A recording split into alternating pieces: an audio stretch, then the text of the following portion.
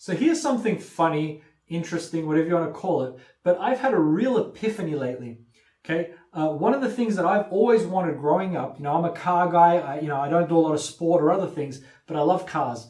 And so last year, or actually the year before, I bought a Lamborghini. And I always wanted a Lamborghini, right? When I was younger, some people bought me one of those gift certificates where you can drive some supercars. So I drove a Ferrari and I drove a Lamborghini kind of back to back, like 15 minutes, right? Like it was nothing.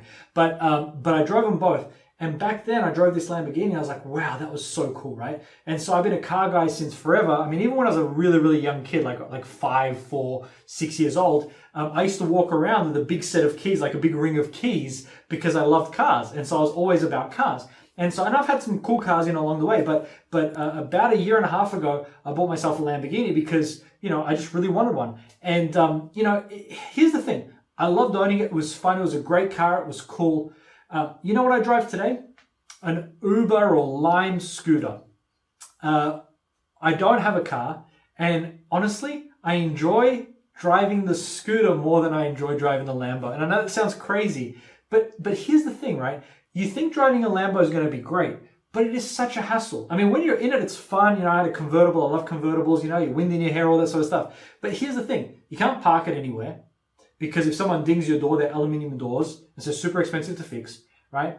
You can be in a parking lot, I promise you. You can be in a parking lot, right? And there can be all the cars parked near the front. You park the opposite side, like super far away. You come back from dinner or from the store or where you were, and there'll be someone in what is always some just crappy old car that's parked right next to you. There's 1,000 spots everywhere, but they'll park right next to you. Why? I don't know, but it's just like a magnet, right? And you're always thinking when you're at the dinner or you're at the store, is someone dinging my door? Is someone keying the car because they're jealous or whatever, right? And so the freedom of just being on an electric scooter that I don't own is incredible. I know it's crazy and I know I get it, right? I'm not saying I'm not going to own cars. I'll own cars again. But I'm saying for this stage of my life, for where I'm at, I've sold all my cars. I gave a bunch of them, I gave 2 of them away, to friends.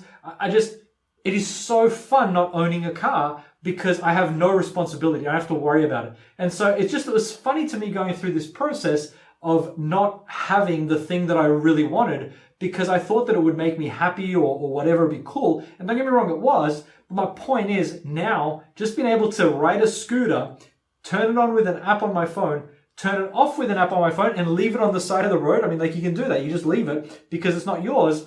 It's wonderful. I have zero worry about it or care about it. And I still have the wind in my hair with the scooter. And I don't know, it's funny, but, it's just, to me, it was interesting transitioning from, what was something really important to me and the feeling of freedom and the feeling of not having that responsibility and care about where I park the car, to me, actually feels better than having my Lambo. And that may seem funny to you, especially if you haven't done it and it's important to you. So I get it. Believe me, I get it. Because if someone would have told me this beforehand, I would have said, no, that's crazy. Why would you want to drive a scooter? But I just feel more free and I feel less sense of responsibility. And oftentimes money is the same way. People think that, well, when I have this and when I have that stuff and when I have this house and I have this car and I, have this level of income, I'm going to be happy. But all of those things come with a level of responsibility.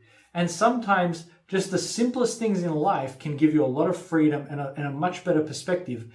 But unfortunately, we all have to go through that process. We have to get from here to here to realize that this wasn't necessarily the best place. And so I just want to encourage you, what are you giving up and what are you gaining? Because people oftentimes will give up things that are super important, like their family, their health, and other things in order to make money. But then they're going to get to the other side and realize that the money was not worth it. Unfortunately, they've spent all their time in the process of getting from here to here, and they can't get that time back. Because the one thing that no amount of money bought was time.